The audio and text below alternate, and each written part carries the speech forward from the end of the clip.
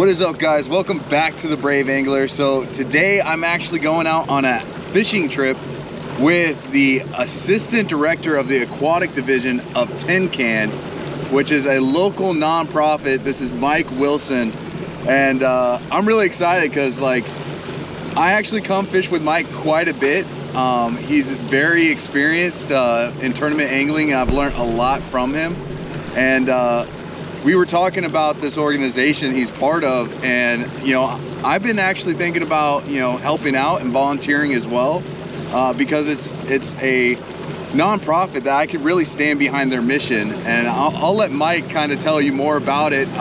This guy has a wealth of knowledge. Mike, you want to go ahead and introduce yourself and kind of what you do for Tin Can and what Tin Can's all about? Yeah, Mike Wilson, Wounded Warrior. In 2018, I had a significant health problem, and they told me I couldn't work anymore. And when that happened, I got involved with different veteran organizations, and I met Tin Can. And Tin Can, the can stands for Christian Adventure Network. We also have what's called H3 Adventures, which is Healing Hometown Heroes. So the Tin Can side of the house, we do things for veterans, first responders, and youth. The H3 side of the house is more for the first responders. We do fishing, hunting, all kind of outdoor adventures. We do classes, seminars, the whole 9 yards. So what brought me to Tin Can over any of the other organizations that I dealt with is it's a one and you're done. Okay. Everybody's one and you're done. There's not a support network. I put in to do a hunt with Tin Can. Got picked for it, went to it, met some great guys, and before I left, everybody that was part of Tin Can that was at that time gave me their phone numbers. Brother, if you ever have any questions or you ever need any help, give us a call. Actually got a phone call from one of the members from Tin Can, John Parks. He's in charge of the hunting division, and he asked me, he says, hey, we have a youth hunt coming up. Would you be willing to go and help with that youth hunt? And I was like, hey, I raised 3 boys, all 3 of them hunted. I know what it's like to hunt with the kids, so I went. And from there, I've made a lot of, I'm not going to say best friends, but I've made a lot of friends that I can count on, that I can actually call if I have an issue. They can call me. So that's why I went and decided to volunteer with Tin Can, is because they actually, it's not a one and we're done. Right. They want you to stay in contact with them and everything. I just recently became the assistant aquatics director. I went to the FWC class and become a hunt master for Tin Can, so that I can actually run a youth hunt. We go to Alabama, we go to South Florida, we go to South Carolina, we go to Georgia. We do all kind of stuff. I do mostly, when on the aquatic side of the house, that I actually volunteer and do is what we're going to do today. Right. I will take a veteran and a guest.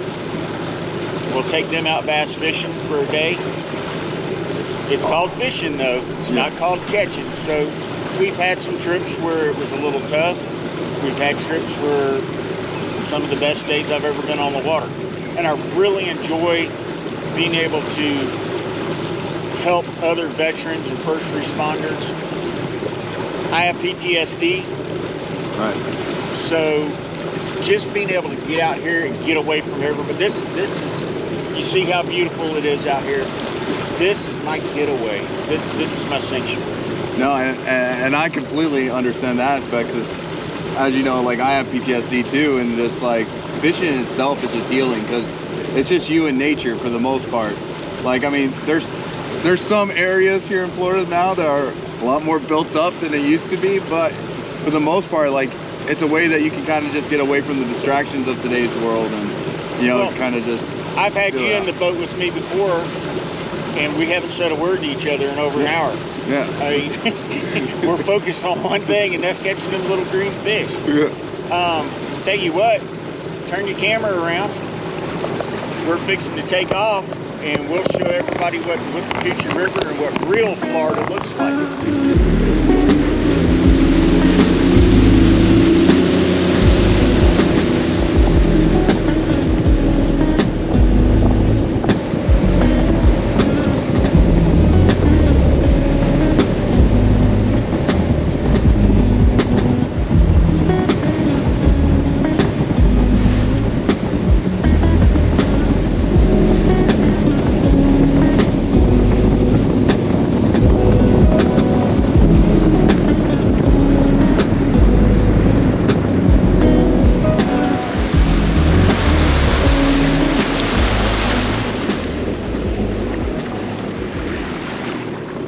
Right now is an old lime rock pit. It's right off the Withlacoochee River. And I came over here the other day with the director of H3 Adventures, which is BJ Ison. We brought his son with us. And we came into this old lime rock pit right here off of the river. And we caught a lot of fish. Not saying we're going to catch them today. Hopefully we do. But there was a lot of fish here the other day. So, in regards to, like, how long has Tin Can been around? And can you tell us a little bit more about how the original owner, why he started it, and what their mission is? Dr. Matthew Burke, he's a veteran. Him and his daughter started Tin Can. I'm not going to lie, I think it was 10 or 15 years ago. Okay. So the tin, the idea behind the tin, and this is straight from Dr. Burke, was 10 years old. That's when a child in the household gains all their responsibilities, is at that age. So that's where the tin came from, and the can is the Christian Adventure Network. Right. So Dr. Burke, PTSD, medical issues, he wasn't happy with the way some of the organizations were run, and he decided he wanted to try to build something better. I don't know how to word it. He built something better for me, Right. because I volunteered to be a part of Tin Can after Getting to experience it. after being able to experience it. I got you. We'll take a youth hunt, for example. So when we do a youth hunt, we set up a camp, and all our youth hunts are through FWC. So you go to FWC, we're the ones that sponsor the hunt. We get land from different agencies in the state of Florida that allow us to hunt on it.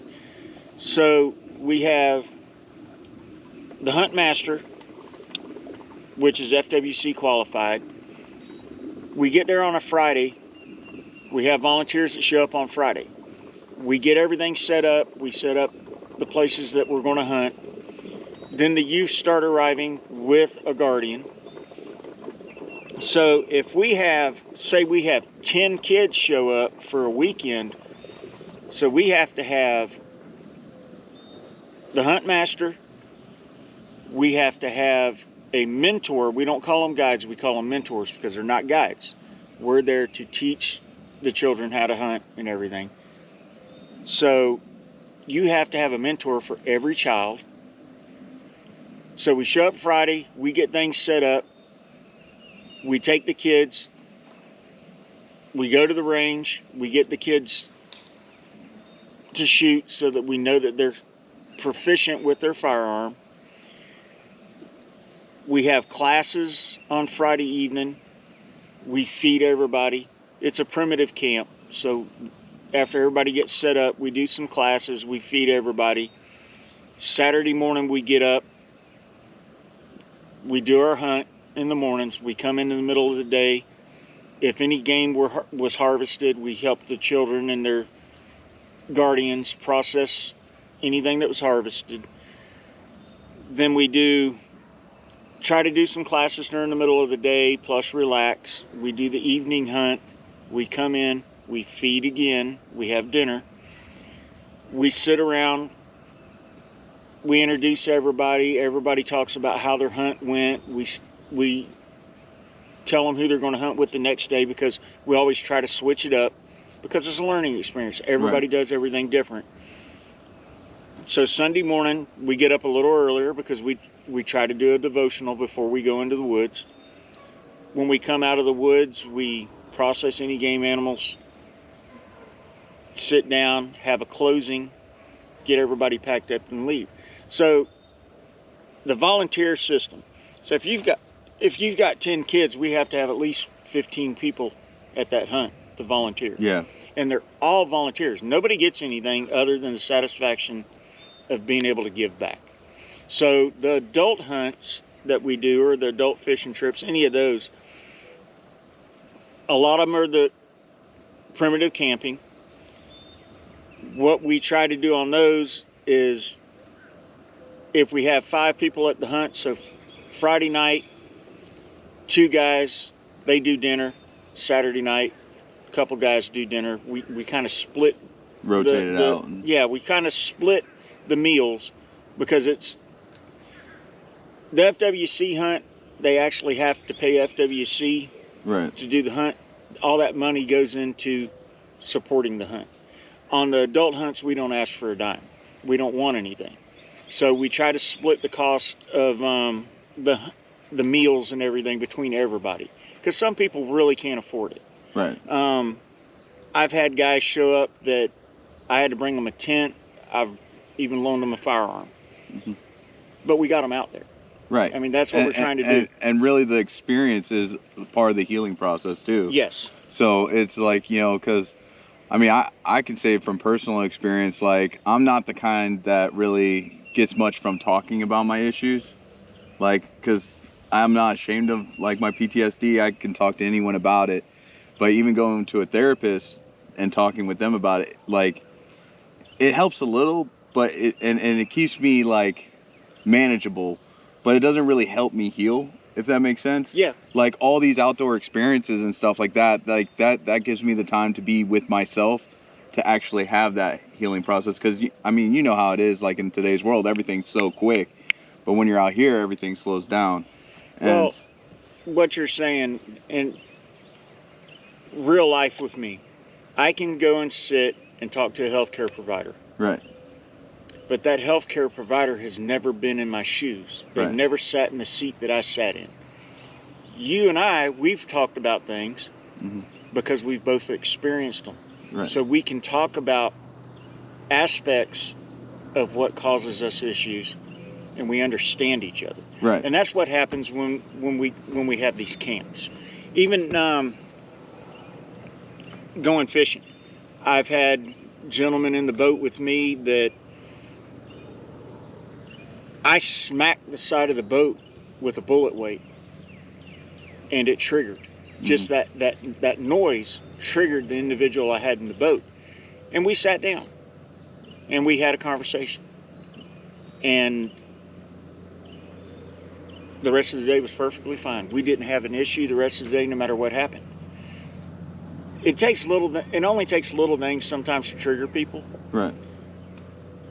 And when you can talk to somebody that's experienced the same things that you've experienced, it makes a big difference. Yeah, it's almost like you regain that camaraderie that we had while we were all in. That's exactly what it is.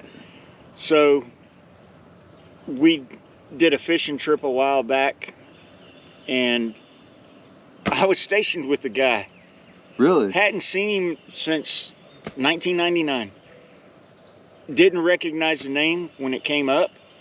And when we saw each other, we were like, I'll be darned. We were stationed at Fort Hood together, so. All right, guys, so we are done fishing for the day. It got extremely hot, so we just went ahead and called it. Pleasures of fishing in Florida. But Mike is going to show the 2 most effective ways of actually tying a drop shot for you guys, so that you can have better luck and not break off as much as I did. So any hook that you're using, and got my string caught in the hook. So we're going to use this D-ring to simulate a hook. The 2 ways to tie a drop shot. Most people know how to tie a Palomar knot. So when you your Palomar knot. So you've got the loop in, around, you pull it tight. If I can pull it tight, 550 cord don't pull. The trick with using the Palomar knot is you have to go through the top. So if your hook's like this, go through the top, because when you get done tying your knot, you want your hook point to be up. So you tighten your Palomar knot down. You've got a long tail left over. Go down through the top of the eyelet and your hook point will stay up. The other knot that I tie, I do not know the name of the knot. It's, I call it a dropper loop, and I'll show you how to tie that one. The dropper loop, you want your hook point to be down when you stick your line through. So you run your line through, you make a loop, just like this. You wrap these two over each other, and you've got the hole in the middle. Run your hook through it. Always wet your line. And you pull this tight,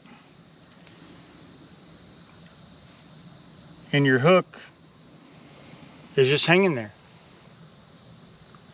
The other little thing that I do, I'm not a big fan of buying drop shot weights. All I do, I tie a square knot in the end of my line, and I put a split shot on it. I can buy a bag of split shots for $1 at Walmart or Academy or any place versus $7 or $8 for 5 drop shot weights. And if I break off, it's not that big of a deal. I'm not out a lot of money. If you're going to rig weedless, 9 times out of 10, and I'll show them to you. I've got them right here in my hook box.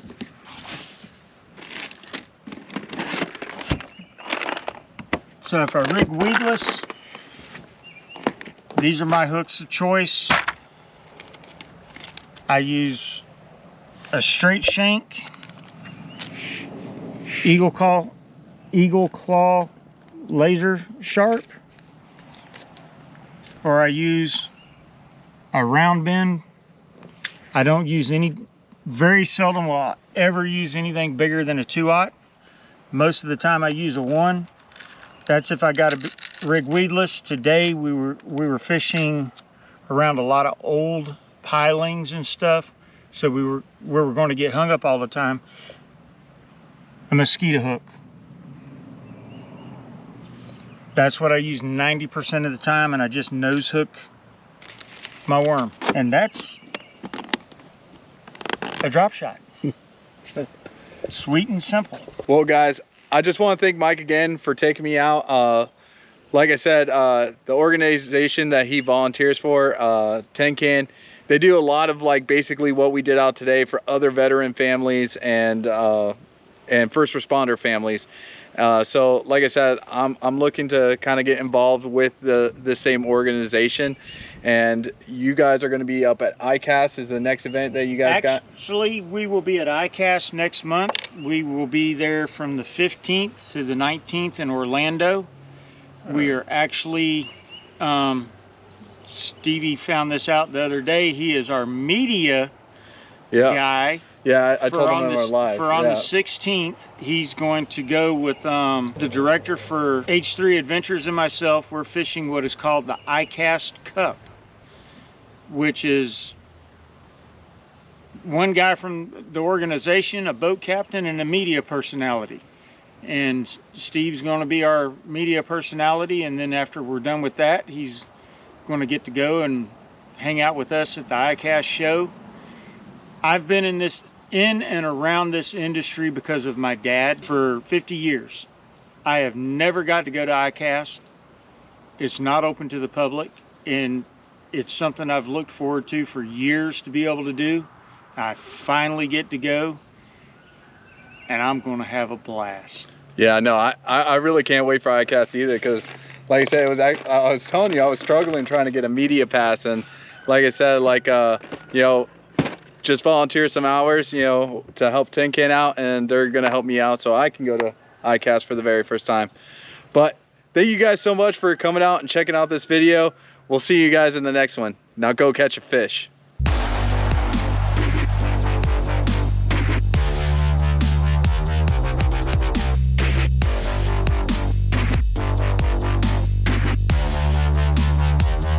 Yeah.